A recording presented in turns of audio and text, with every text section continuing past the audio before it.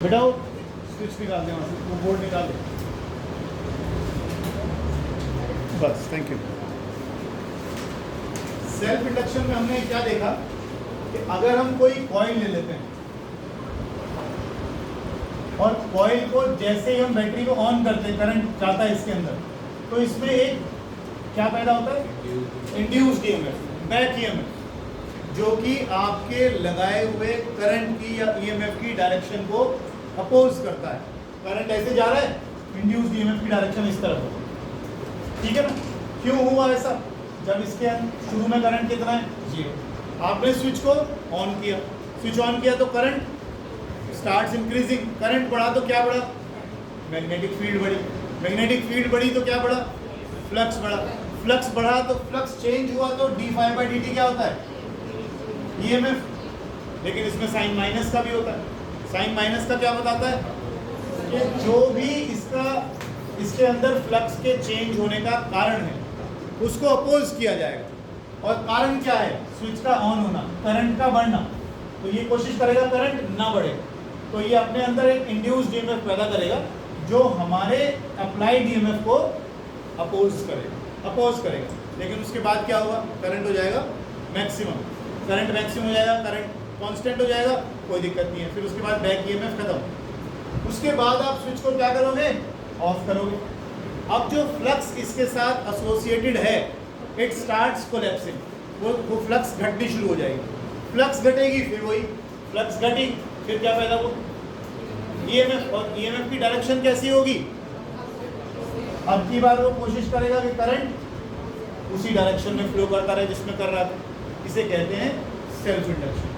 Self induction में आपने क्या क्या पढ़ लिया था, इसके डेफिनेशंस पढ़ लिए थे, और फाई इक्वल्स टू एक फॉर्मूला तो आपने फ्लक्स का पढ़ा था, एल इंटू, ये था coefficient of self induction, coefficient of self induction, देख लो एक बार। और उसके बाद आपने जो ईएमएफ निकाला था,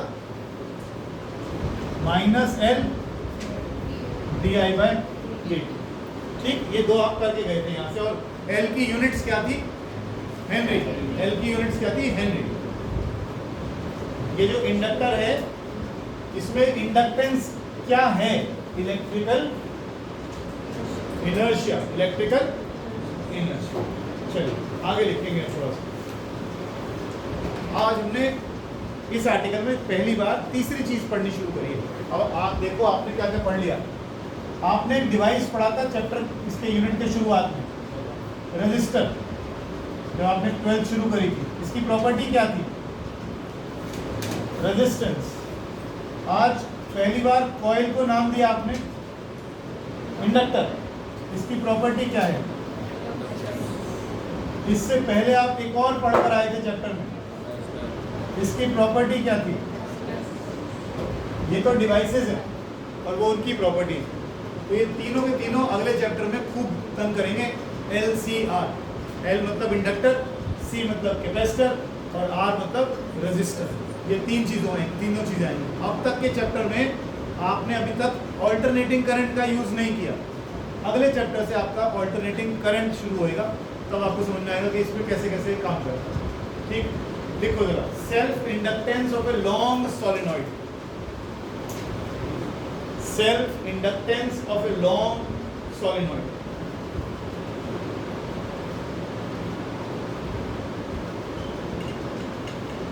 लिखो इसमें, लेट ए करंट I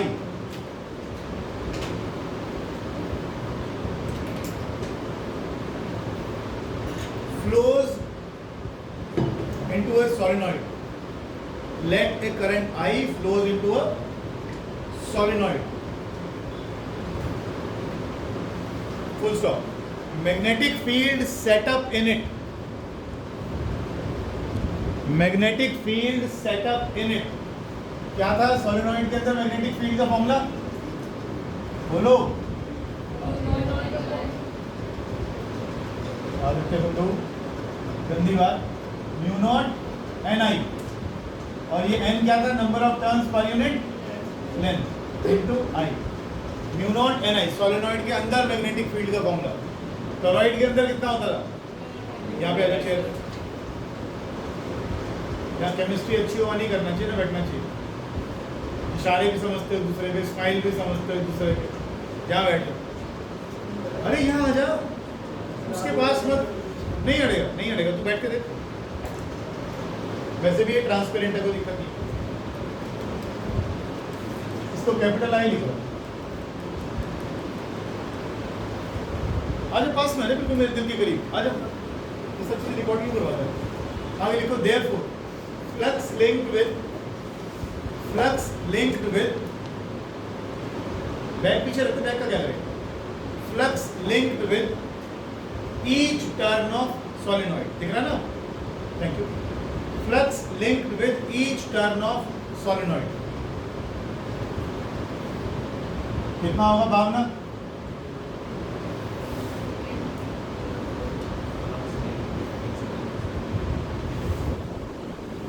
कितना बोला बेटा? कुछ बोला था तूने अभी? नहीं, कितना होगा दीक्षा? अरे फ्लक्स का फॉर्मूला क्या होता है? बस फिर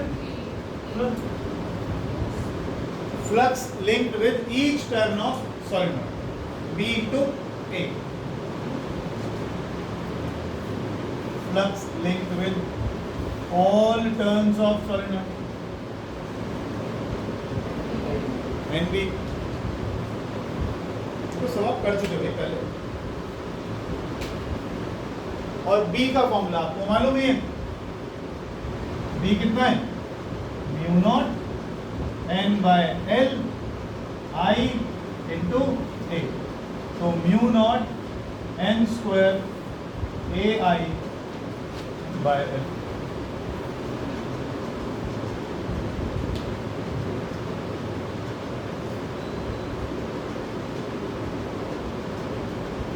सबसे पहले जब आपने सेल्फ इंडक्टेंस पढ़ा तो आपने एक सिंबल डिफाइन किया था L, देखना जरा, करा था आपने, बोला था flux is proportional to current. फिर इस प्रोपोर्शनैलिटी के साइन को हटाने के लिए आपने ये कांस्टेंट लगाया था, इसका नाम था coefficient of self induction, coefficient of self induction L। अच्छा, ये फ्लक्स कर चुके हम। एक काम करो, compare with flux is equal to L। अगर आप इस फ्लक्स को इससे कंपेयर करोगे तो आपको L कितना मिल जाएगा, I छोड़ दो बस, mu naught N square A by L, mu naught N square A by L।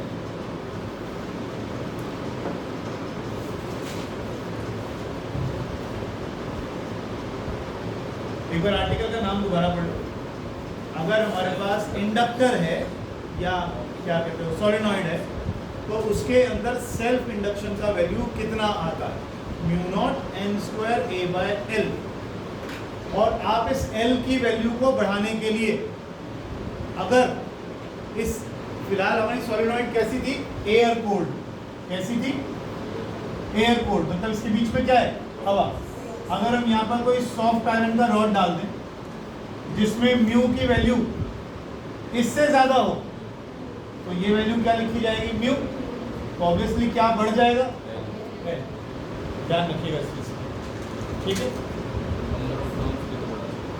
बढ़ा सकते, मैं तो केवल मटेरियल की बात कर रहा हूँ, नंबर ऑफ टर्म्स बढ़ाओगे तो भी अर्थ बढ़ेगा, बिल्कुल ठीक। आगे लिखिएगा, हेडिंग डालिएगा म्यूचुअल इंडक्शन, म्यूचुअल इंडक्शन।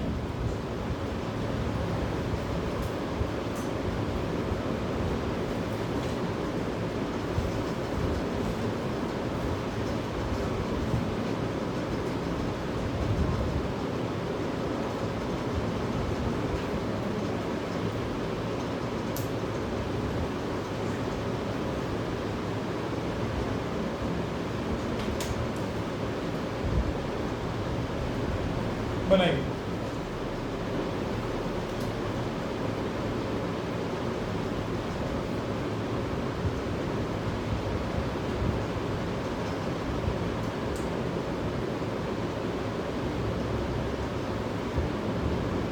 स्वयं ट्रांसफार्मर किस काम आता था, ट्रांसफॉर्मर वोल्टेज बढ़ाता या घटाता, सही।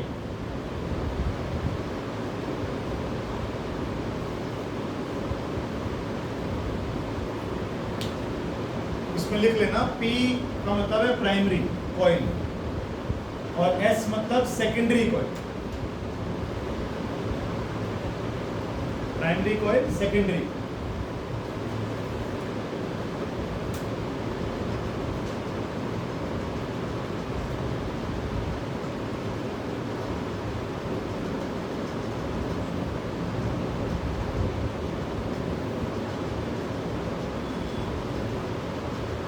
बोलूं, ये हमने पहले दिन भी करा था, आज रिपीट कर रहे हैं उसको। अगर हम स्विच को ऑन करेंगे तो प्राइमरी कॉइल के अंदर करंट स्टार्ट्स फ्लोइंग, है ना। इस कॉइल के अंदर करंट आना शुरू हो जाएगा। एक बार देख लो, बाद में बना लेना प्लीज। एक बार ये जब आप स्विच ऑन करोगे तो इसमें करंट चलना शुरू हो जाएगा। इसमें करंट चलेगा तो क्या पैदा होगी? मैग्नेटिक फील्ड आएगी, तो फ्लक्स आएगी। अब वो फ्लक्स कोई यहीं तो रहेगी नहीं, फ्लक्स बाहर भी निकलेगी, इसके साथ भी एसोसिएट होगी। अब जब तक मैंने ऑन नहीं किया था तब तक इसके साथ कितनी फ्लक्स एसोसिएटेड थी? 0। अब क्या होगा, जैसे ही ऑन करोगे करंट इसमें फ्लो करेगा, फील्ड इसमें आएगी, फ्लक्स इसमें आएगी, लेकिन ये कॉइल तो बिल्कुल इसके साथ लगी हुई है। अगर कॉइल इसके अंदर फ्लक्स आएगी तो इसके साथ भी फ्लक्स एसोसिएट होगी। अगर फ्लक्स बढ़ेगी तो d∅dt क्या कहता है? EMF जनरेट होगा। EMF जनरेट होगा किसमें? इस सेकेंडरी कॉइल के अंदर EMF जनरेट होगा। डायरेक्शन कैसी होगी? अपोजिट, ताकि वो कॉज को अपोज करे। कॉज क्या था? इसके अंदर करंट फ्लो कर रहा था। जैसे ही करंट बढ़ा, इसने कोशिश की कि करंट को ये अपोज करे। तो ये जो डायरेक्शंस मैंने बनाई है ये सिर्फ इमेजिनरी है केवल, ठीक है ना। अभी फिलहाल सिंपली बात कर रहे हैं कि जब सर्किट मेक हुआ तो EMF की डायरेक्शन अगर ऐसे थी, तो जब सर्किट को ब्रेक करोगे तो EMF की डायरेक्शन ऐसी हो जाएगी। गैल्वेनोमीटर की सुई ऐसे हिलने का मतलब क्या है? इस कॉइल में क्या आ गया? करंट आ गया। करंट आ गया तो इसको कहते हैं म्यूचुअल इंडक्शन। म्यूचुअल इंडक्शन क्या होता है? When current changes in one coil and an opposing EMF is induced in secondary coil, इसे कहते हैं म्यूचुअल इंडक्शन। और ये ट्रांसफॉर्मर का प्रिंसिपल है जिस पर ट्रांसफॉर्मर काम करता है, ठीक है। देखिए, when we insert the key, when we insert the key, a current starts flowing in P. A current starts flowing in P, and a magnetic flux. Current starts flowing in P मतलब primary coil, and a magnetic flux gets linked with it. A magnetic flux gets linked with it.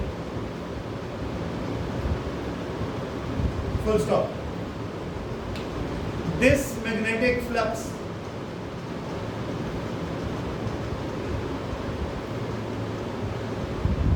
is also linked with S.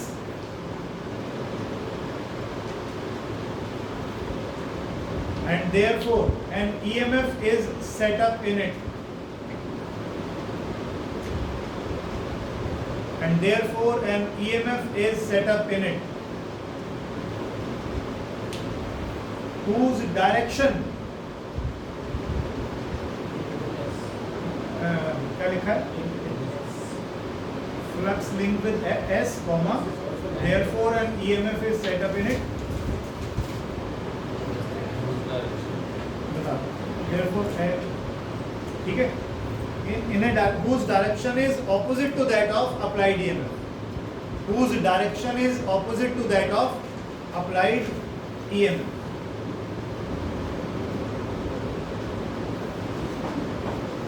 ठीक है, full stop. Vice versa happens when key is taken out. Vice versa happens when key is taken out.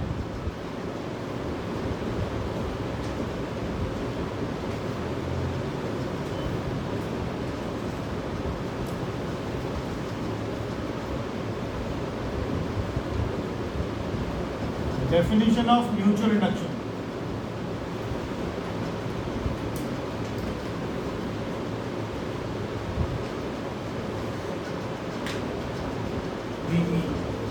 Definition of mutual induction. देखिए please. When a current is changed in one coil. When a current is changed in one coil.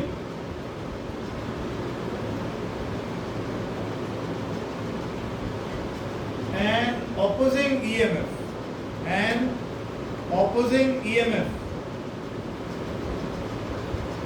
is set up in the neighboring coil.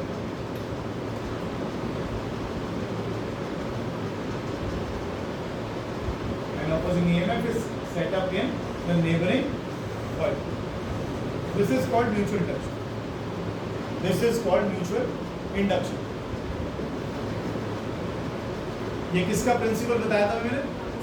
Transformer का। Definition कोई खास वो नहीं है, transformer का principal यही है जो हमने लिखा अभी, कि अगर एक कॉइल के अंदर करंट चेंज होगा तो दूसरी कॉइल के अंदर ईएमएफ जनरेट हो जाएगा। आगे लिखें कोफिशिएंट ऑफ म्यूचुअल इंडक्शन, जैसे हमने पिछले में लिखा था कोफिशिएंट ऑफ सेल्फ इंडक्शन, वैसे कोफिशिएंट ऑफ म्यूचुअल इंडक्शन। और mutual induction of a pair of coils, आपने देख ली थी सारी, ठीक। और mutual inductance of a pair of coils.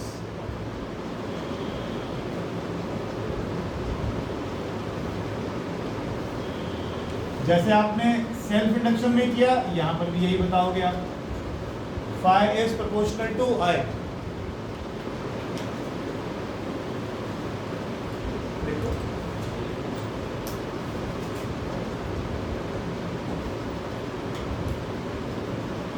पिछली बार वाला पढ़ना, फाई इज इक्वल टू आई को क्या लिखा था आपने? फाई प्रोपोर्शनल टू आई, क्या मतलब था?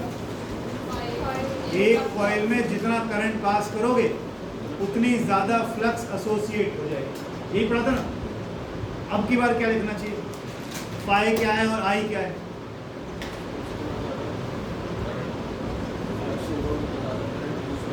दूसरे बिल्कुल लिखो, फ्लक्स लिंक्ड विद, लिखो जरा फाई क्या है? Phi is flux linked with S,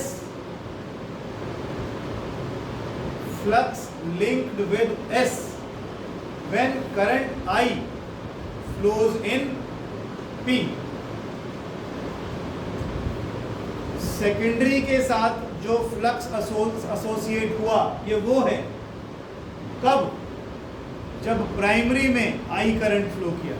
पढ़ो एक बार दोबारा से, ये कौन सा फ्लक्स है जो इसके साथ एसोसिएट हुआ? कब हुआ? जब इसमें I करंट फ्लो किया, ये लिखा है। पिछली बार तो एक ही कॉइल थी, एक में हो रहा था तापमान सा, तो इसको लिख लो phi equals to m i. Phi equals to, वो था सेल्फ इंडक्शन का, ये म्यूचुअल इंडक्शन का एम आ गया। एम क्या है? लिखो m is characteristic of pair of coils.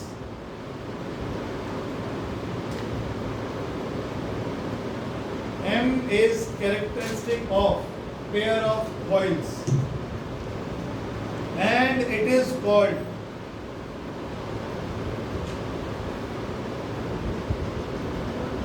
mutual inductance, and it is called mutual inductance of coils।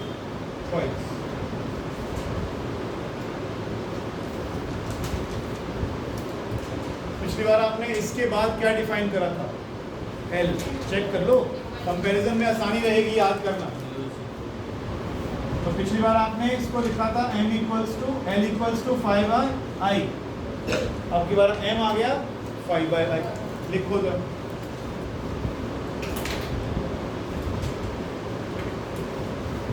क्या लिखा था? If I equals to 1 n equals to, लिखो जरा, m of a pair of coils, m किसके बराबर है? phi के, phi माने flux.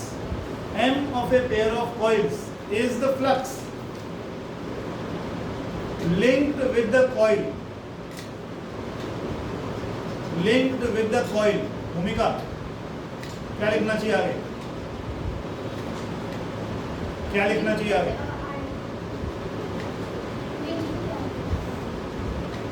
linked with the coil, m of a pair of coils is the flux linked with the coil। ये तो मैंने बोल ही दिया। आगे क्या लिखना चाहिए? नहीं, क्या लिखना चाहिए? है पूरा बोल, क्या लिखना चाहिए?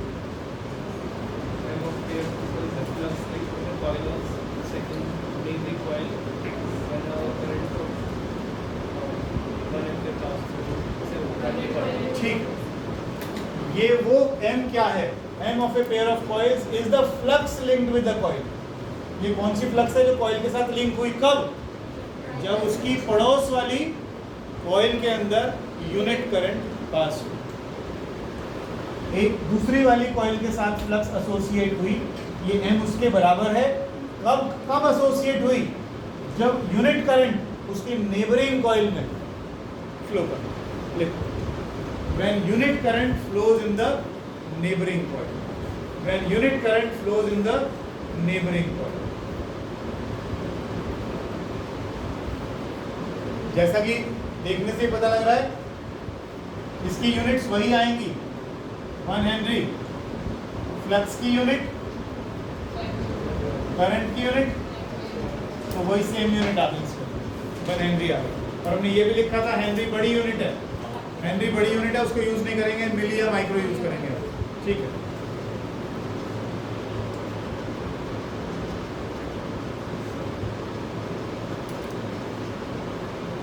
पिछली बार भी आपने इसको डिफरेंशिएट किया था। Differentiate 1 d phi by d t equals to m into d i by d t. D phi by d t क्या होता है? माइनस ई, तो ई आ गया minus m d i bye.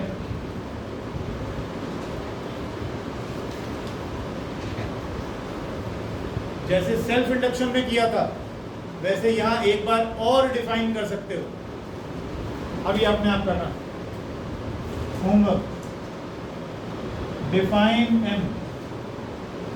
कैसे? m किसके बराबर आ गया?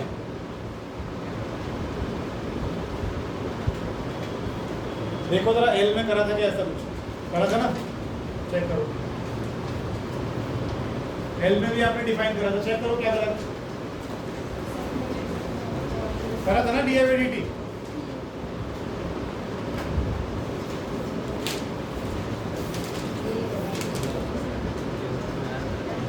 देखनी रिकॉर्डेड क्लास, क्यों टाइम नहीं मिला? टाइम तो बहुत बताओ, फिर क्यों देखा? गाड़ी खाने में देर तक करता है कुछ? हटा दूं क्या? रुकूं? कौन कह रहा था? अच्छा,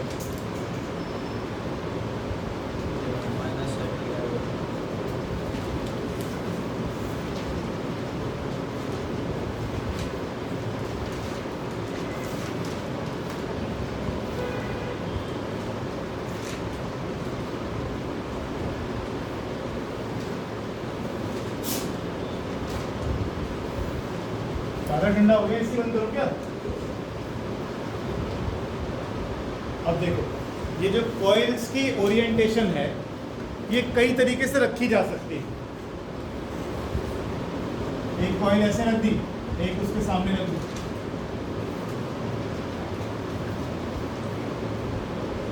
एक बात बताओ, इनमें से किस केस में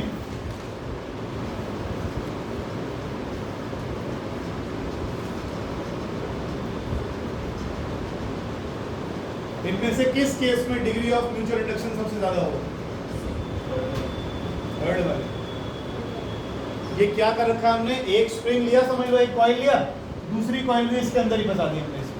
तो जो अब देखो जो फ्लक्स इसके साथ आएगी वो सारी इसके साथ नहीं आएगी, यहाँ तो बहुत ही कम आएगी।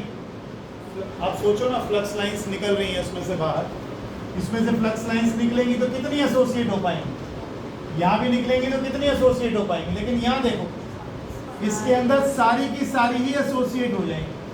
तो डिग्री ऑफ म्यूचुअल इंडक्शन इस केस में सबसे ज़्यादा होगा। पहले ट्रांसफॉर्मर्स बनते थे, अब मैं जो आपको पढ़ाऊंगा अभी उसके अंदर आप क्या करोगे, देखो ध्यान से, यहाँ पे एक प्राइमरी कॉइल लगाओगे, यहाँ पर एक सेकेंडरी कॉइल लगाओगे, नंबर ऑफ टर्न्स इनके अलग अलग होंगे, है ना। अब यहाँ पर जो फ्लक्स एसोसिएट होगी वही थोड़ी देर बाद इसके साथ भी एसोसिएट हो जाएगी। लेकिन जैसा कि हम कह रहे हैं इन दोनों में 100% ट्रांसफ़र नहीं होगा, तो ऐसे में अब आजकल क्या हो गया है, सिंगल उस पर आ गए, एक रॉड लेते हैं बीच में और इसके ऊपर प्राइमरी लपेट देते हैं और इसके ऊपर ही सेकेंडरी लपेट देते हैं। तो सारी म्यूचुअल इंडक्टेंस का जो फैक्टर होता है वो हमेशा मैक्सिमम हो जाता है उस केस में। मैक्सिमम फ्लक्स एक के साथ एसोसिएट हुई, दूसरे के साथ भी ये चीज, ठीक है।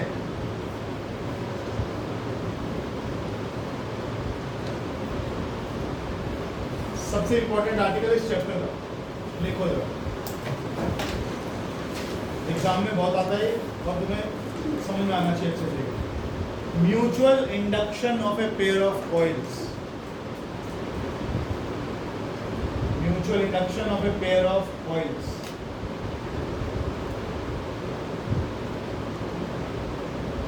अगर दो पेन है तो दो से बना लेना, इस कॉइल को थोड़ा बड़ा बना लेना और नीचे वाली को थोड़ा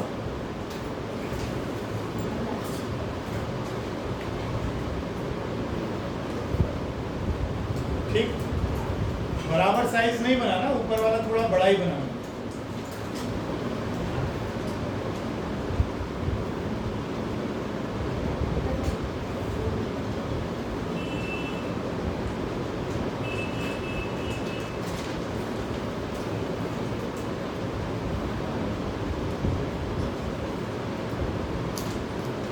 अगर दो पेन नहीं है तो मैं इसको डॉटेड बना देता हूँ,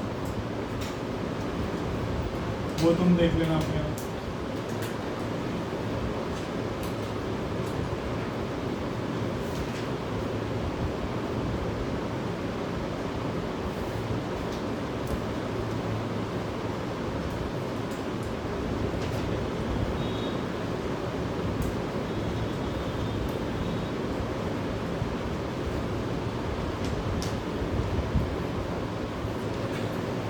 पहले प्राइमरी के लिए लिख लेंगे,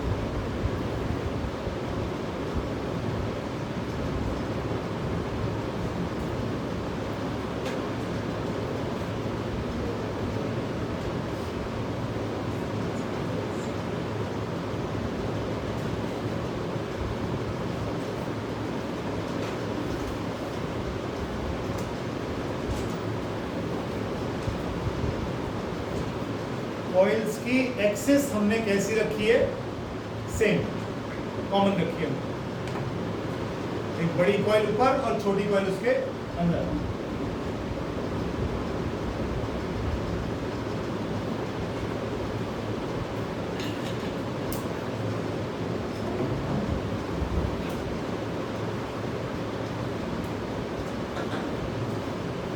अब ये जो इसमें करंट फ्लो करवाए गए हैं, ये दोनों करंट एक समय पर नहीं जाएंगे।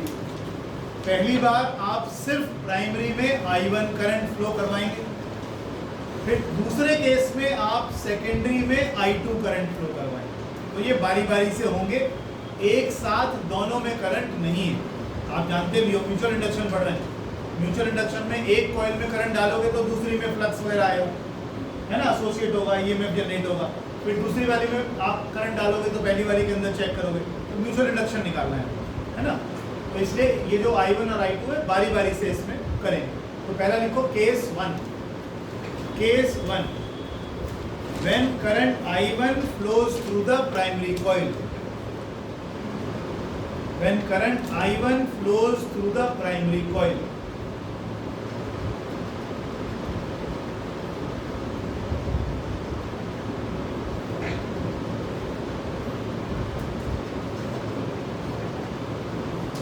ठीक है जी। इसके नीचे लिखो, इसके नीचे लिखो flux linked with secondary, flux linked with secondary.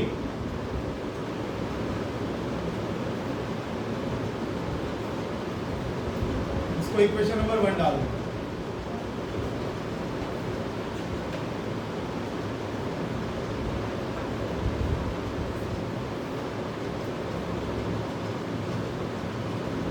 इसमें लिखो M21 क्या है, क्या है? म्यूचुअल इंडक्शन है भाई, कोएफिशिएंट ऑफ म्यूचुअल इंडक्शन है, कोएफिशिएंट ऑफ म्यूचुअल इंडक्शन है। Phi21 क्या है? पूरा बोलो। Flux in with respect to 1, नहीं, flux in 2 when current flows in 1, ऐसे। तो Phi21 लिख लो, flux in secondary when current flows in primary. Bhavna ji, हमने सेकेंडरी को नाम दिया 2, प्राइमरी को नाम दिया 1। तो अगर हम Phi21 बोल रहे हैं, अभी हमने पहली बार में कहाँ करंट फ्लो करवाया? 1 में। तो करंट जब 1 में फ्लो करेगा तो कितनी फ्लक्स 2 के साथ जुड़ेगी? ये वो फॉर्मूला। आ गया स्वयं, क्या आ गया? फ्लक्स किस में आई? स्वयं इधर 2 में आई, जब करंट 1 में। आगे चलो, आगे चलो। Magnetic field in the primary, magnetic field in primary,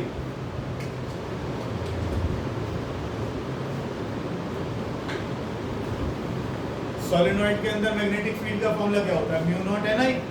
जब आप पूछ रहे हो करंट किस में फ्लो किया? प्राइमरी में। तो प्राइमरी में फील्ड कितनी आई? म्यू नॉट एन आई। सब कुछ 1 1 1 आ गया। बोलो अगली लाइन, स्वामी लिख लिया, आगे लिख। फ्लक्स लिंक्ड विद, लिख लो, ठीक है, लिखो। Flux linked with each turn of primary,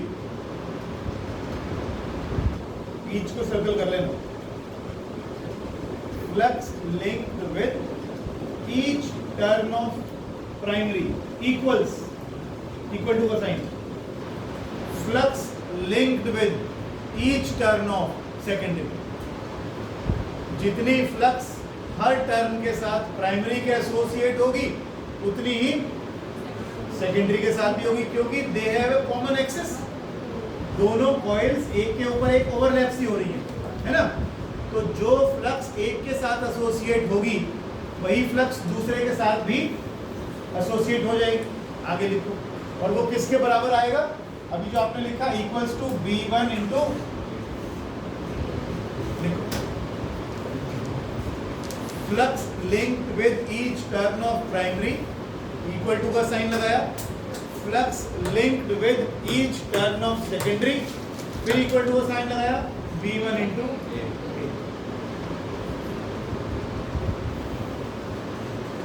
फिर से देखो, पहली लाइन क्या लिखी है?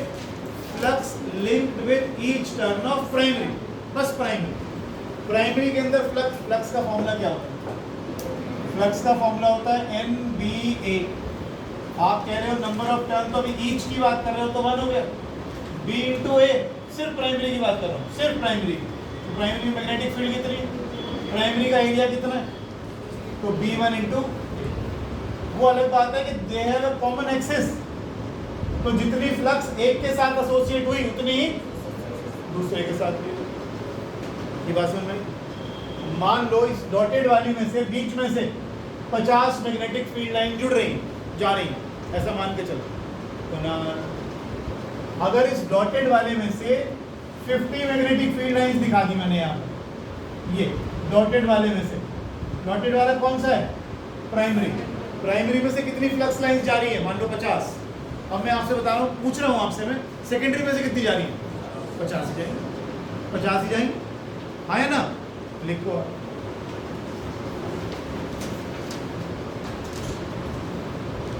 एक और चीज, इसको इधर से देखो, ऐसे नहीं, उधर दीवार थोड़ी दिखेगा, इसको इधर से देखो तो आपको इधर से एक बड़ा गोला दिखेगा, एक छोटा गोला दिखेगा। ऐसे तो हो रहा है, ये गोले ऐसे तो आ रहे हैं, ऐसे ऐसे आ रहे हैं। एक तो बड़ा गोला दिखेगा और एक छोटा दिखेगा। बड़ा गोला किसकी कॉइल है? सेकेंडरी की है। ये किसकी है? प्राइमरी। करंट किस में फ्लो करवाया? प्राइमरी। याद करो जब हमने सोलेनॉइड करा था ना, तो हमने बोला था फ्लक्स केवल यही रहेगी, there is no magnetic field outside the solenoid. इसका मतलब इस बाहरी हिस्से में यहाँ मैग्नेटिक फील्ड तो नहीं होनी चाहिए, है ना? अब अगर मैं इधर से देखता हूँ, छोटे गोले में से तो फ्लक्स निकल रही है, इस रीजन को कहते हैं एन्युलर रीजन, और इसमें कोई भी क्या नहीं होगी? मैग्नेटिक फील्ड नहीं होगी। करंट किस में जाएगा? छोटे में बड़े में? छोटे में। तो फ्लक्स लाइन भी छोटे में ही होगी, तो उसके बाहर बिल्कुल अगर मैं निकल जाऊं तो मैग्नेटिक फील्ड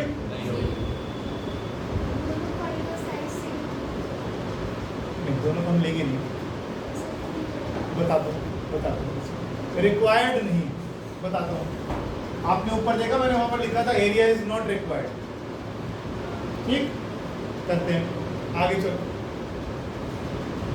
ये क्या कहते हैं? हाँ, ये तो लिखना, पी एनुलर रीजन बना दो, बल्कि ना इसको और ढंग से लिख लो, no magnetic field outside primary, outside primary. Current किस में फ्लो कर रहा है? प्राइमरी, तो उसके फील्ड बाहर नहीं जाएगी primary.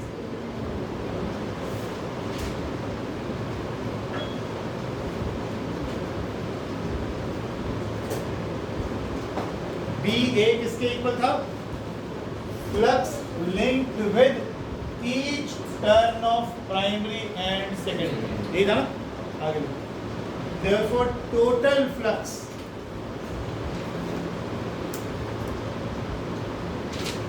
linked with all turns of secondary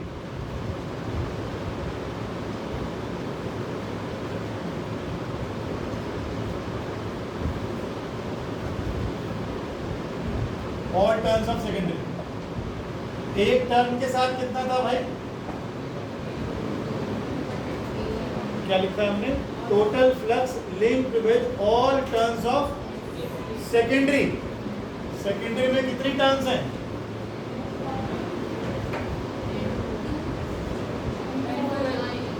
हाँ हाँ, अगर ये देखो ना क्या लिखा है भाई, ये तो पर यूनिट लेंथ है ना। N2 किसके बराबर है? तो N2 किसके बराबर आ गया? ये क्या है? Total number of turns in secondary, total number of turns in. तो ये क्या लिखा है हमने? Flux linked with one turn of secondary, flux linked with one turn of secondary into, और ये कितना लिख चुके हो? D1 mu naught N1 into A into N2 किसकी जगह? म्यू नॉट Ni लिखा, अच्छा L लिख दिया मैंने, sorry, mu naught N1 into A into N2 into I। ये क्या है? फ्लक्स जो सेकेंडरी की सभी टर्न्स के साथ एसोसिएट हुई। अब मैं ले रहा हूँ ब्रेक, क्योंकि कई चेहरे उतर गए हैं, बहुत ज़्यादा 1-2 हो रहा है इसमें। 30 सेकेंड 1 मिनट का ब्रेक है। सारा आर्टिकल पिछला पढ़ो एक बार, जो समझ में नहीं आया दोबारा पूछो, 30 सेकेंड 1 मिनट बाद फिर शुरू करेंगे। पहले देखो क्या हम चीज़ समझ में आ रहे हैं, सब चीजों को देख लो एक बार।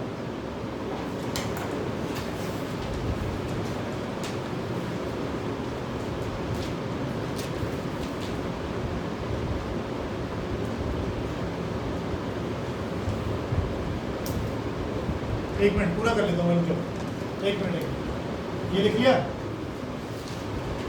Compare with equation 1। क्या थी equation? y21 is equal to m21 into i1। तो m21 किसके बराबर आ गया? i1 को छोड़ दो बस, mu not n1 n2 a। अब ब्रेक ले लो, अब समझ लो। ये थोड़ा 1 to 1 अच्छे समझ लो, किस में करंट जा रहा है, किसके साथ फ्लक्स देख रहे हो, हर चीज को पहले अपने आप को अच्छे से समझा लो। नहीं आया तो पूछो।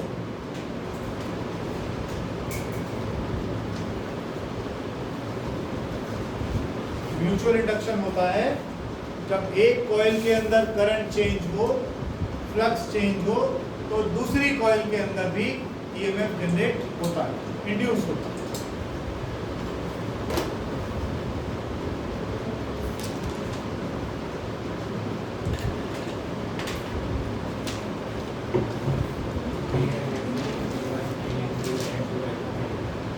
क्या किया, मतलब कहां से आया? ऊपर तूने 5 to 1 लिखा है पहली इक्वेशन में, देख ध्यान से, वो भी फ्लक्स है। क्या लिखा था? 5 to 1 क्या था? Flux associated with 2 when current flows in 1। ये लास्ट में क्या निकाला है अभी तुमने 5 to 1? ये भी तो वही निकाला है, flux associated with 2 when current flows in 1। ऊपर और नीचे को कंपेयर करेगा तो उस I1 को छोड़कर बाकी जो तामझाम है, I1 को छोड़कर जो बाकी सारा है, वो किसका एक्सप्रेशन होना चाहिए? M का। तो हमने कंपेयर किया इसको और उसको, तो I1 के अलावा जो चीजें हैं वो सभी M21 है, तो हमने M21 का एक्सप्रेशन निकाल लिया।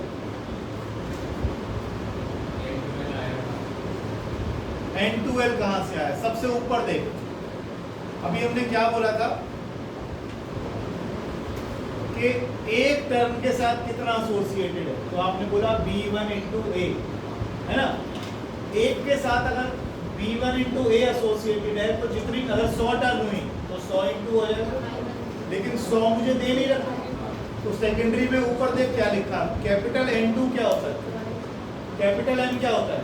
Total number of turns. Total number of turns किसके बराबर होते हैं? Sorry, number of turns per unit length क्या लिखता है? n/l। n कौन सा? बड़ा। तो छोटा n इज इक्वल टू बड़ा n अपॉन n। तो बड़ा n किसके बराबर है?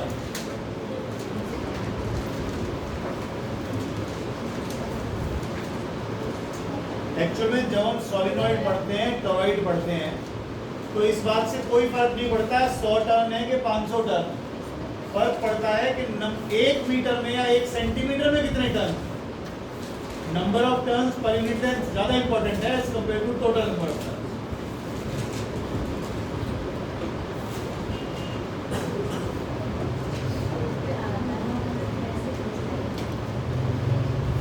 आगे सुन, पक्का समझा देगा, पूछूंगा तो पक्का। चलो फिर नहीं पूछ रहा, फिर पूछा। चलो यार, केस 2 ले लो। केस 2 में राइट क्या करेंगे? अब जो I1 फ्लो किया था आपका, उसे हटा दीजिए। अब I2 में करंट फ्लो करवाएंगे। सेकेंडरी में करंट फ्लो करेगा तो क्या होगा देखते हैं। लिखो second case, case 2, let current I2, क्या कह रहे हैं? कोई नहीं, रिकॉर्डिंग में आ रहा है सर, चिंता ना। Let current I2 flows in secondary coil.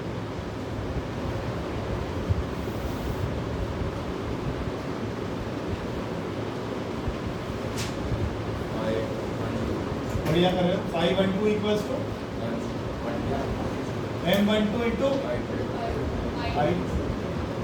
512 क्या है कशिश? नहीं, पहले बोलो फ्लक्स 1,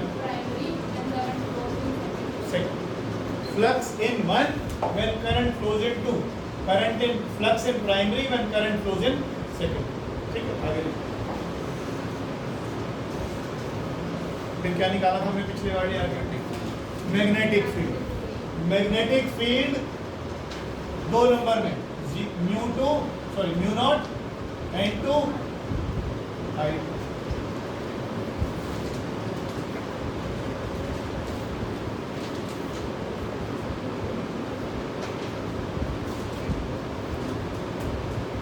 अब भूमिका बताएगी केवल flux linked with each turn of primary. Flux linked with each turn of primary।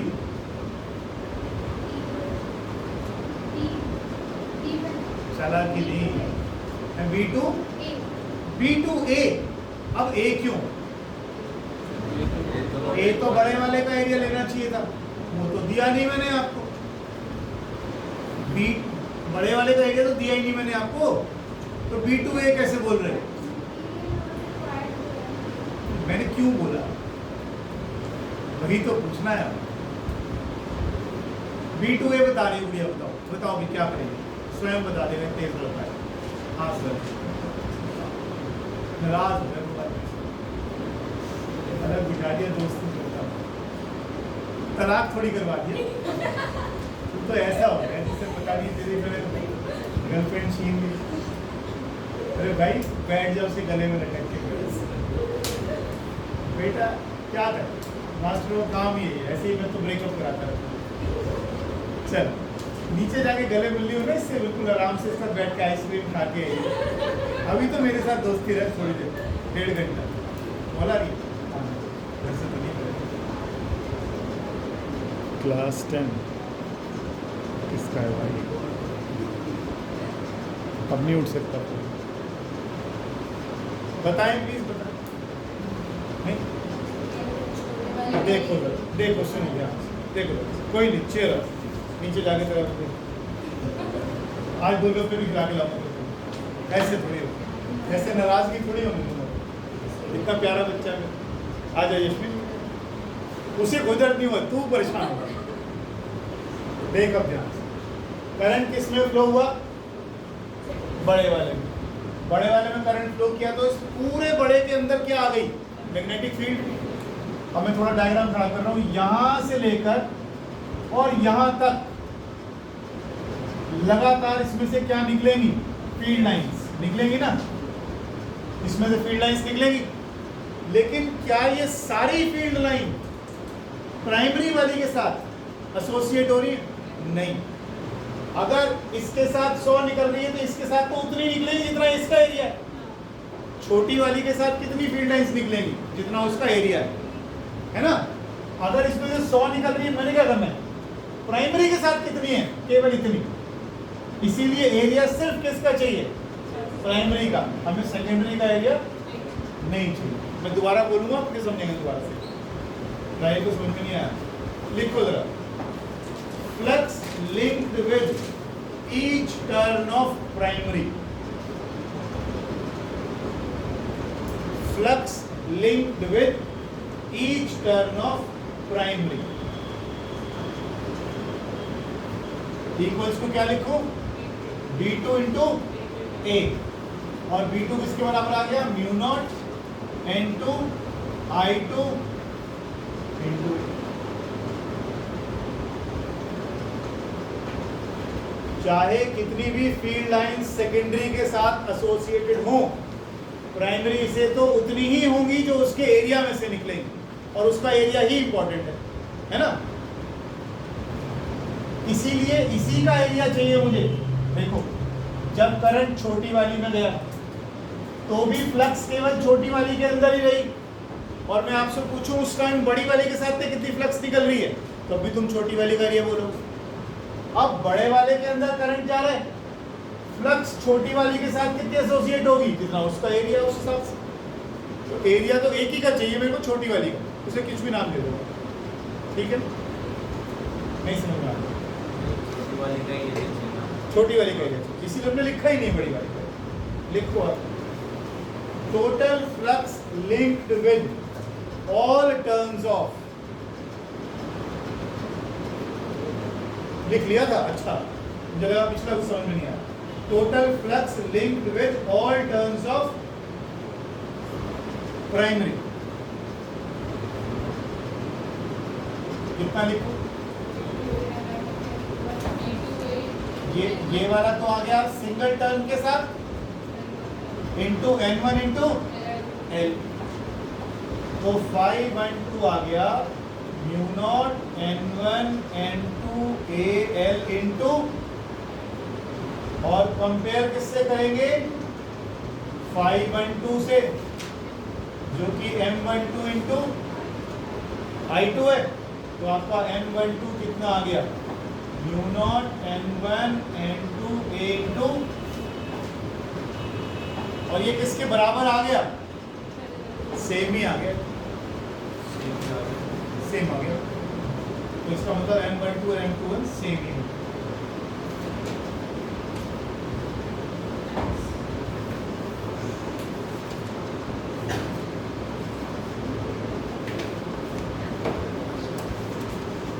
आपका ये चैप्टर तकरीबन खत्म हो चुका है, लेकिन अभी इसमें एक क्लास थोड़े न्यूमेरिकल्स करने में और लगेगी।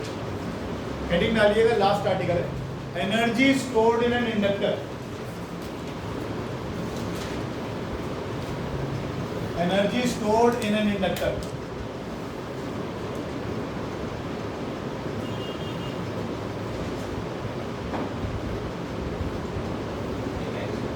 इंडक्टर,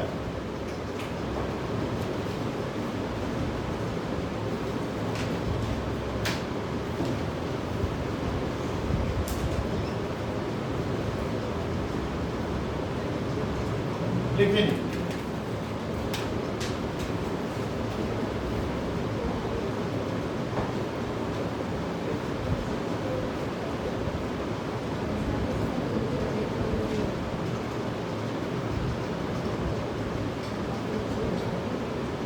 अगली क्लास में आपका टेस्ट लूंगा फिर से, फर्स्ट यूनिट का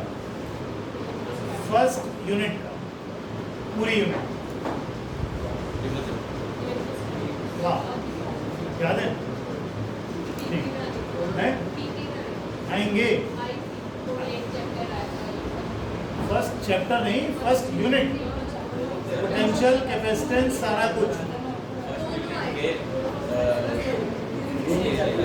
करंट इलेक्ट्रिसिटी से पहले का सारा, करंट इलेक्ट्रिसिटी से पहले, डेरिवेशंस भी आएंगे, न्यूमेरिकल्स। अच्छा एक काम करते हैं, न्यूमेरिकल छोड़ो, अभी डेरिवेशंस रखो, कंसेप्चुअल्स रखो, ग्राफ्स रखो, और एक बात ध्यान रखना, ऐसे ही दूंगा से बोर्ड के पेपर आता है, और मोस्टली क्वेश्चंस अपने असाइनमेंट में से दूंगा, जो तुमने वो पराठों में लगा दिए, उसे ढूंढ लो, वहीं से ही आएगा। तो 51 बजे से शुरू करूँगा मैं टेस्ट देना, बताओ और जाओ। हाँ जी,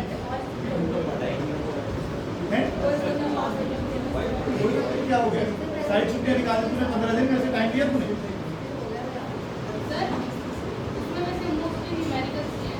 किसमें? क्या वो तो जब पेपर हाथ में आने पता है इतने न्यूमेरिकल्स इतने ज़्यादा नहीं आते नोट के हिसाब से, मोस्टली तो पहले चैप्टर कवर होना चाहिए, चैप्टर समझ में आएगा नहीं आया, न्यूमेरिकल तो डायरेक्ट आएंगे, मतलब आपको फॉर्मूला आता है तो ज़्यादा एप्लीकेशन पार्ट आएगा उसको, और मुश्किल नहीं आता। चलिए राइल तो कोई झंडे छुट्टी करें और देगा पूरा कितना होता है? 30 से मिला है।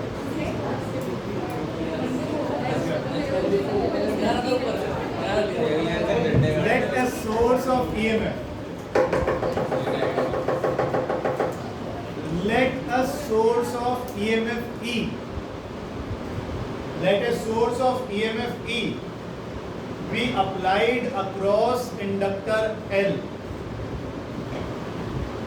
Let a source of EMF E be applied across an inductor L. Inductor क्या करता था? इंडक्टर क्या करता था?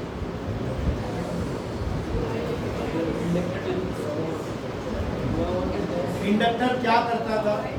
जब आप इंडक्टर के अंदर करंट पास करते हो तो क्या होता है? बैक ईएमएफ पैदा होता है, इंड्यूस्ड ईएमएफ पैदा होता है, जो आपके अप्लाइड ईएमएफ को, तो बेसिकली ये क्या करता है? ये करंट के मैक्सिमम होने को डिले करता है, करंट के मैक्सिमम से जीरो होने को भी डिले करता है। ग्राफ याद करो,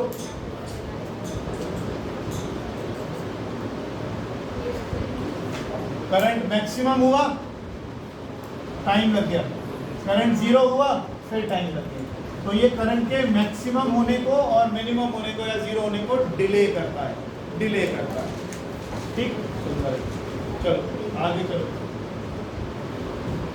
क्यों बता रहा हूँ? अगली जो लाइन आएगी उसमें ध्यान रखना, स्टेडी करंट बोला मैंने। लिखो आगे, when we insert the key, a current starts flowing. When we insert the key, a current starts flowing. Full stop. Full stop. Let the final steady current, let the final steady current equals I naught. इस line पर ध्यान दो। Current एकदम maximum नहीं होगा, लेकिन कभी तो होगा। तो वो जो फाइनल मैक्सिमम करंट है वो कितना है? आई नॉट। शुरू में धीरे धीरे बढ़ेगा बढ़ेगा बढ़ेगा बढ़ेगा, मैक्सिमम, वो वाला मैक्सिमम। आगे, let I be the current at any instant small t, let I be the current at any instant small t. और ये जो आई हम लिख रहे हैं, ये मैक्सिमम होने से पहले का कोई करंट है।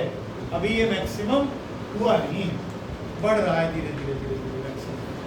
लिखो, therefore induced EMF in the coil at that instant,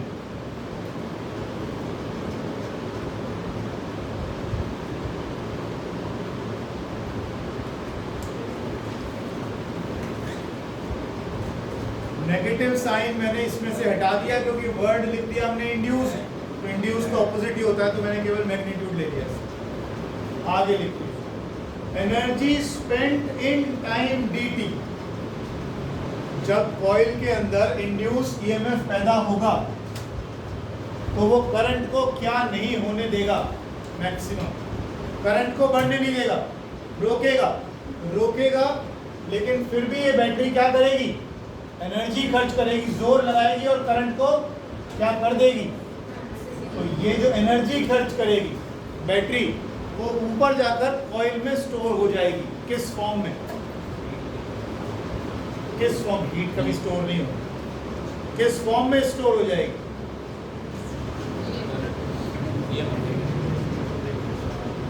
जब कॉइल में करंट पास करेगा तो क्या पैदा होगी उसके आगे? मैग्नेटिक फील्ड भाई, मैग्नेटिक फील्ड, मैग्नेटिक। लिखो, energy spent in time dt, energy spent, अच्छा लिख दिया क्या? Energy spent in time dt against this opposing induced EMF.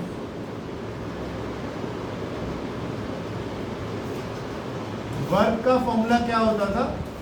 Work का फॉर्मूला होता था पावर इनटू टाइम। पावर होती थी v इंटू आई इंटू टी। यही यहाँ पर एक्सप्रेशंस यूज कर रहा हूँ। v कितना है? इंड्यूस्ड ईएमएफ E, करंट कितना है? I, टाइम कितना है? लिख E आई, T नहीं, टाइम हमने dt लिया, E आई dt।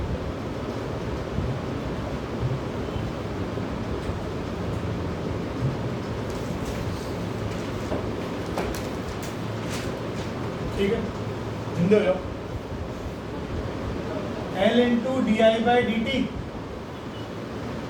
आई इंटू डी, ये डी टी हट गया तो एल आई डी आई आ गया। ये वर्क डन है।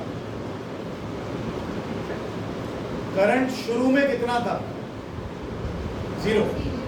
कितना करना चाहते हो? I0। और ये वर्क डन किस लिए है कि 0 से थोड़ा सा करंट हमने dt टाइम में कितना करंट फ्लो करा दिया? I0। तो उससे हमारा बैक ईएमएफ आया। बैक ईएमएफ के अगेंस्ट आपको वर्क करना पड़ा। क्या लिखना है? देयरफॉर टोटल वर्क डन या टोटल एनर्जी स्पेंट लिखो। Total energy spent in establishing current I0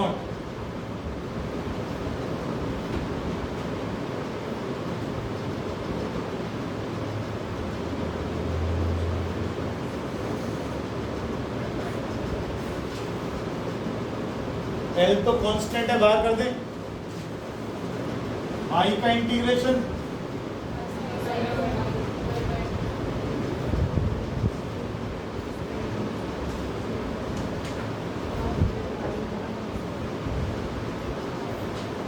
ठीक है जी। This work is stored as या stored in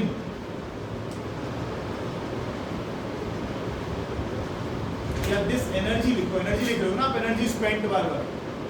this energy is spent, नहीं स्पेंट पूरी,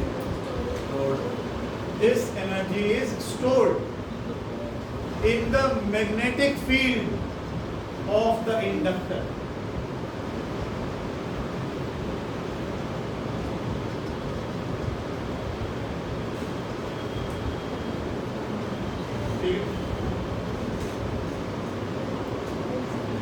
ये एग्जाम में कुछ साल पहले क्वेश्चन आया था, ये एनर्जी स्टोर तो करवा लेते हो, किस फॉर्म में स्टोर होती है?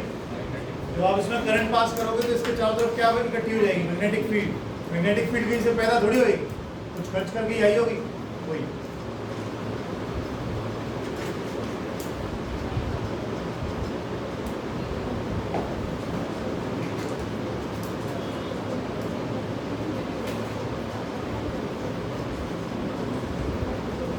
एक छोटा सा क्वेश्चन लिखिएगा।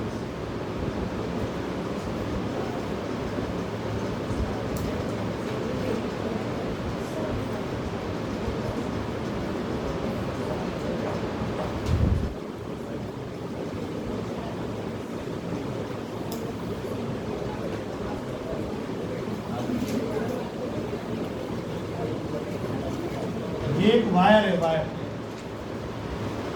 इसके ऊपर एक सर्कुलर लूप है। इस वायर में इंक्रीजिंग करंट फ्लो कर रहा है। फिर एक वायर है, ये लूप है, इसमें डिक्रीजिंग करंट फ्लो कर रहा है। फिर एक वायर है, लूप है, और इसमें कांस्टेंट करंट फ्लो कर रहा है। तीनों केस में लूप में जो करंट आएगा किस डायरेक्शन में आएगा? सुन, पहला वाला सुन। पहले केस में वायर में करंट लगातार बढ़ रहा है। करंट अगर किसी वायर में फ्लो करेगा तो उसके चारों तरफ क्या होगी? तो इस वायर के चारों तरफ मैग्नेटिक फील्ड होगी। किस डायरेक्शन में होगी? वायर को पकड़ लो with your thumb pointing in the direction of current, out of the page. तो फील्ड, करंट फील्ड आ रही है यू यू यू, इसके चारों तरफ ऐसे ऐसे मैग्नेटिक फील्ड लाइंस आ रही है। अब उसी मैग्नेटिक फील्ड लाइन में आपका ये कॉइल भी आ गया। अब इस कॉइल को वहां रख दिया हमने। अब मुझे बताओ इस कॉइल में क्या होगा? क्या वो फ्लक्स जो पहले इसके साथ नहीं थी, क्या वो फ्लक्स बढ़ेगी नहीं? क्या इस कॉइल के साथ एसोसिएटेड फ्लक्स बढ़ेगी नहीं? बढ़ेगी। पहली बार मान लो 10 फील्ड लाइंस निकल रही थी, फिर 15 निकलेंगी, फिर 20 निकलेंगी, फिर 30 निकलेंगी, फिर 40 निकलेंगी। लेकिन ये कॉइल इसको पसंद नहीं करेगी, बोले नहीं, नो चेंजेस रिक्वायर्ड, मुझे तो नहीं करना, मैं तो अपोज करूंगा उसको। अगर वो अपोज करेगा, फिलहाल फील्ड लाइंस कहाँ से निकल रही हैं? यूं, तो कॉइल में से भी यूं निकल रही होंगी और वो भी बढ़ रही होंगी। ये लेंस रूल कहता है कि नहीं बढ़ने नहीं दूंगा। तो ये अपनी फील्ड लाइंस कैसी बनाएगा? यू। कौन से पोल से अंदर जाती हैं? साउथ से। तो ये वाला पोल कौन सा बना? साउथ। साउथ में कौन सा वाइज करंट? क्लॉकवाइज। तो इसमें क्लॉकवाइज करंट। एक बार फिर से देखो, भूमिका को समझ में नहीं आया। करंट बढ़ रहा है, करंट बढ़ रहा है, तो फील्ड लाइंस पहले 2 आई, फिर 3 आई, फिर 4 आई, तो फील्ड लाइंस लगातार बढ़ती जा रही है, बढ़ती जा रही है, बढ़ती जा रही है। बढ़ गई। इस कॉइल के साथ भी तो बढ़ गई, और इस कॉइल में से पहले कम फील्ड लाइंस निकल रही थी, अब और ज्यादा और ज्यादा और ज्यादा फील्ड लाइंस निकल रही। ज्यादा फील्ड लाइंस निकलेंगी तो ये कोशिश करेगा फील्ड लाइंस ज्यादा ना निकले, मैं उन्हें कम कर दूं। तो इसके अंदर जो करंट इंड्यूस होगा वो ऑपोजिट डायरेक्शन में होगा। फील्ड लाइन निकल रही है ऐसे, तो ये कोशिश करेगा अपनी फील्ड लाइन बनाने की ऐसे। कौन से पोल से फील्ड लाइंस अंदर जाएंगी? साउथ से। तो ये पोल बना कौन सा वाइज? इसमें आ, इसमें नीचे वाले। राइट बताया क्या होगा, बता।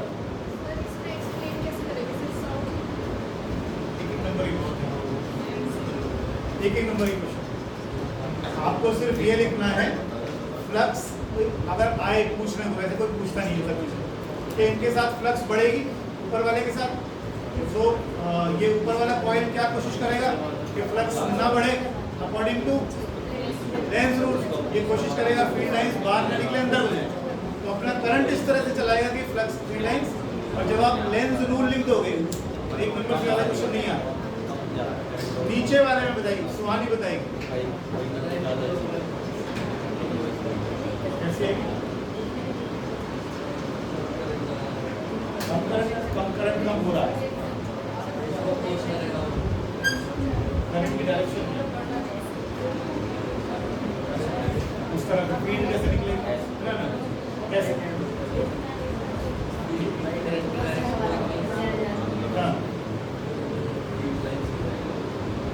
कॉइल में से करंट, कॉइल में से फील्ड लाइंस बाहर आएंगी, अंदर आएंगी, बाहर आएंगी। ठीक है, फिर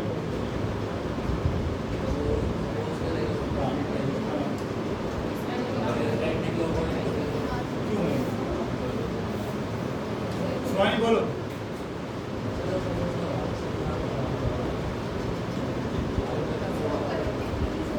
करंट डिक्रीज हो रहा है,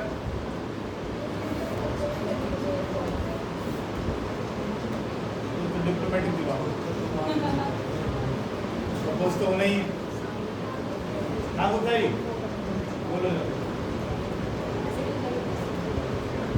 सुना कॉल में से पहले ही मारा है। मैं एक ही बात सुन रही, अरे इंक्रीजिंग डिक्रीजिंग करंट में फर्क ही नहीं है। करंट बढ़ेगा तो फील्ड लाइंस नहीं बढ़ेगी। तो पिछली बार करंट बढ़ा तो फील्ड लाइंस बढ़ी, अब के करंट घट रहा है तो फील्ड लाइंस घटेगी।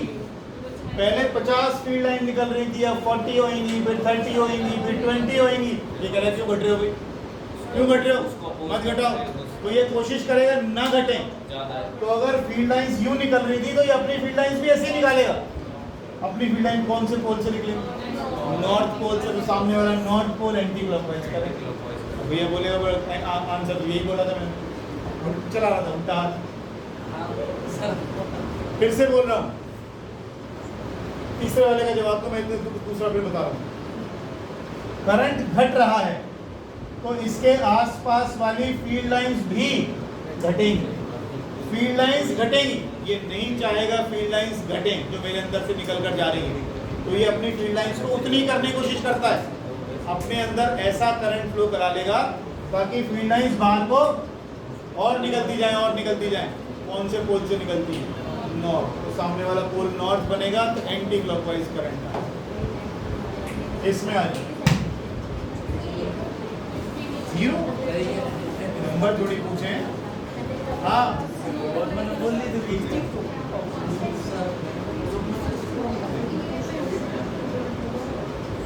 हाँ भी तीसरा केस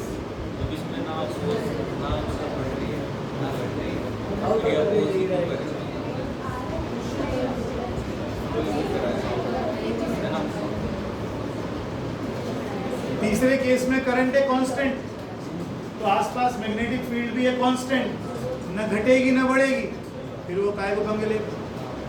उसे दिक्कत इंड्यूस्ड ईएमएफ कब लाता है वो? जब चेंज आए, फ्लक्स घटे या फ्लक्स बढ़े तब इंड्यूस ईएमएफ आएगा। जब करंट ही कांस्टेंट है तो ना फ्लक्स बढ़ेगी ना फ्लक्स घटेगी। जब फ्लक्स ही कांस्टेंट है तो d phi by d t zero, EMF आएगा ही। लिख लेना अपनी भाषा में। भाई ने बताइए जीरो बोलते हैं। अच्छा दम दो, ऐसी बात करें। वो अलग बात है, एटॉमिक नंबर पूछता है मुझसे, मेरा इतना टफ क्वेश्चन भी पूछ रहे।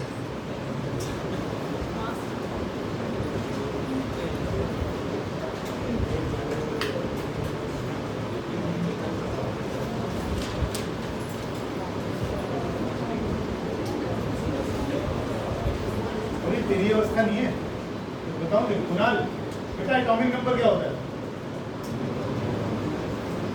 थोड़ा तेज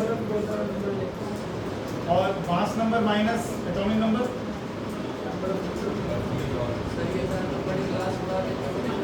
हाँ ये छोटी मोटी चीजें हैं।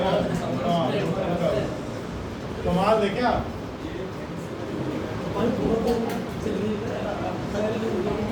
क्या हो गया? हाँ घड़ी थोड़ी धीरे चल रही है, होता है जब कपड़े फटने रहते हैं ऐसे होता है।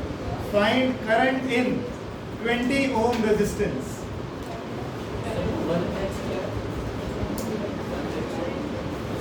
हेनरी अभी तो बड़ा है, इतनी बड़ी कॉइल नहीं लगा सकता है, क्या दिक्कत? आप कह रहे थे ना बहुत बड़ी अच्छा कल लगा दिया तो कोई बात। हाँ बात तो सही कह रहा है। Find current in 20 ohm resistance. Number 1 initially at t equals to 0। Initially at t equals to 0, ये पहला केस। दूसरा केस आफ्टर स्टेडी स्टेट।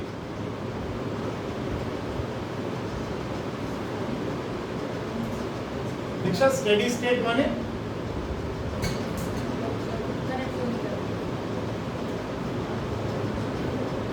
जब करंट कांस्टेंट हो चुका है। इंडक्टर क्या करता है?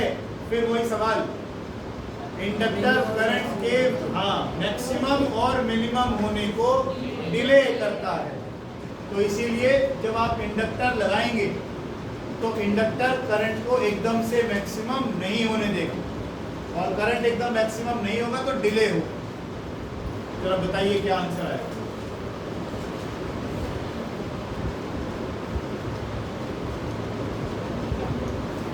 इंडक्टर करंट को रोकेगा, अपोज करेगा।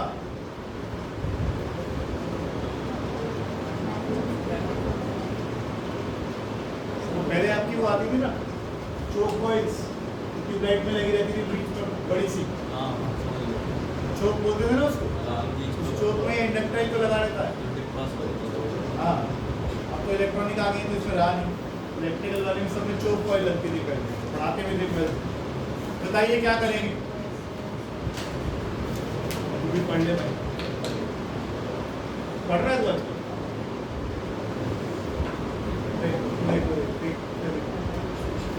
स्माइल बता दीजिए क्या करना है?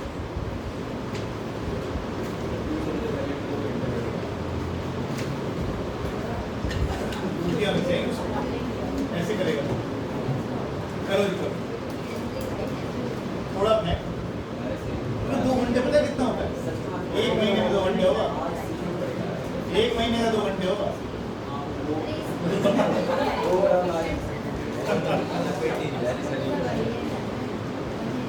देखो जी शुरुआत क्या नहीं समझ में आ रहा है इसको?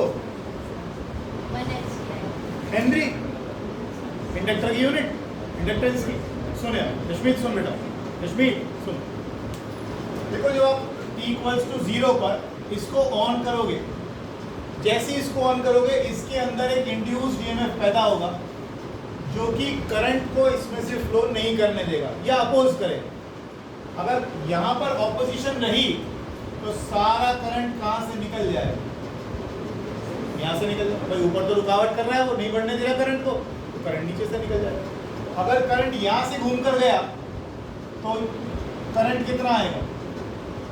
कितना भी है तुम्हारे एक तरफ?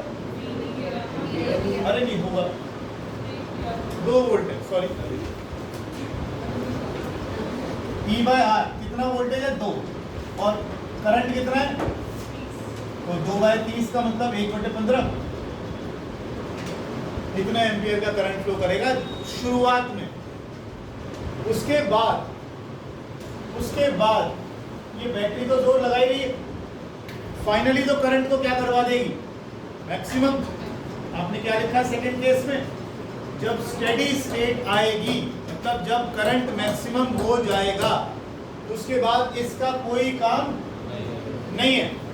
इंडक्टर होता क्या है? तार ही तो है। इंडक्टर क्या होता है? सिंपल एक तार है, उसको आपने ऐसे से मोड़ दिया, ये इंडक्टर बन गया। अब जब एक तार को आप यहां से यहां जोड़ दोगे तो करंट हमेशा कहां से जाता है? Current follows the path of least resistance. यहां तो फिर भी रेजिस्टेंस है, ये तो नीला वायर है गया, तो इसके अंदर इंड्यूस ईएमएफ खत्म। स्टेडी स्टेट के बाद इंड्यूस्ड ईएमएफ या बैक ईएमएफ कितना आएगा? खत्म। तो रुकावट खत्म, तो करंट रेजिस्टेंस में से क्यों जाएगा? करंट कहां से जाएगा? यूं जाएगा, इसमें होता हुआ और इसमें होता हुआ निकला, और इसका रेजिस्टेंस ना के बराबर। तो इसमें इस बार कितना करंट फ्लो करेगा?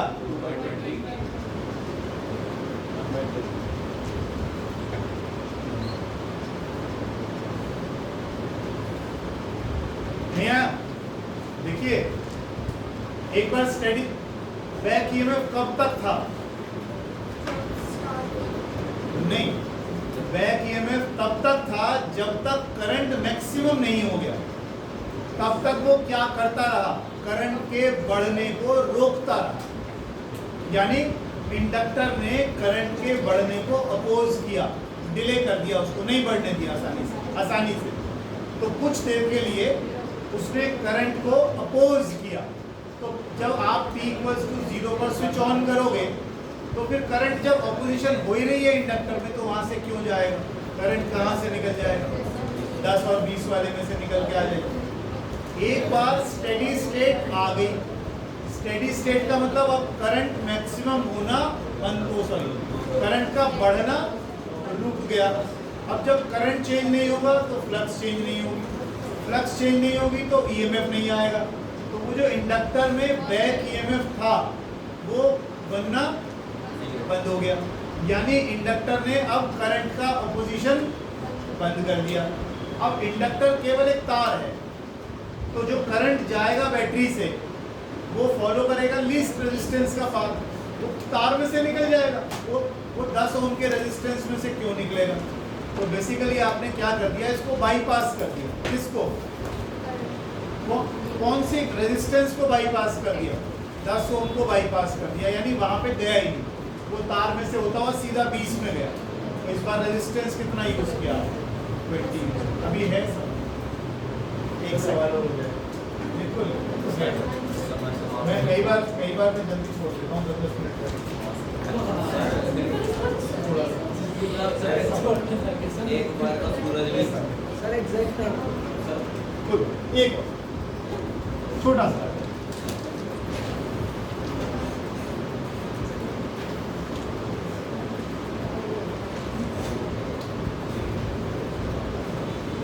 करवा नहीं ना, न्यूमेरिकल कोई नहीं, बस थोड़ी सी डायरेक्शन बता रहे।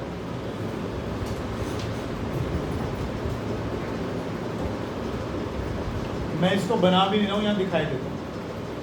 ये एक कॉइल है, कॉइल में यहाँ मैंने एक कैपेसिटर लगा दिया ऐसे, और ये कॉइल ऐसे रख दी गई। अब इस मैग्नेट को इसकी तरफ ला रहे हैं। वो कह रहा है इनमें से ऊपर वाली प्लेट को ए बोल दिया, नीचे वाली प्लेट को बी बोल दिया। करंट फ्लो करेगा इसके अंदर। ए वाली पॉजिटिव होएगी या बी वाली पॉजिटिव होएगी? मतलब आपको दोनों में से ये बताना है किसकी इसकी पॉजिटिव नेगेटिव कहाँ कहाँ आएगा, करंट कहाँ से घूमे, बता। एक सिंपल सी बात तो ये है कि जब आप इसको इसके पास लेके जाओगे तो इसके साथ फ्लक्स बढ़ेगी तो इंड्यूस ईएमएफ आएगा, करंट फ्लो करेगा कहाँ से कहाँ, सोच के बताओ। ए कैसा बनेगा और बी कैसा बनेगा?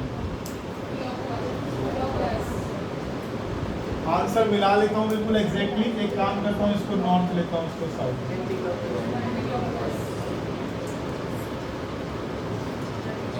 ए पॉजिटिव है, बी पॉजिटिव।